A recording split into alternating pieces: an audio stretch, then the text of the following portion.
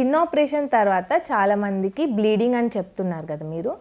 బ్లీడింగే కాకుండా కొందరికి పస్ రావడము లేదా ఈ కుట్లు అన్నది ఓపెన్ అవ్వడం జరుగుతుందండి. రీజన్స్ ఏంటంటే అక్కడ ఉన్న టిష్యూ అన్నది సరిగా హీల్ అవ్వకుంటే ఈ ప్రాబ్లం అవుతుంది.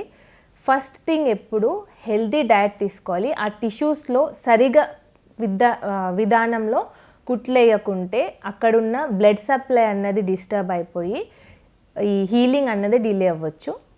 సెకండ్ పాయింట్ ఏంటంటే ఈ షుగర్ డయాబెటీస్ ఉన్న వాళ్ళకి ఇన్ జనరల్ కూడా వాళ్ళకి టిష్యూ హీలింగ్ అన్నది లేట్ అవుతుంది. సో వాళ్ళల్లో ప్రాపర్ షుగర్ కంట్రోల్ అన్నది చాలా ఇంపార్టెంట్.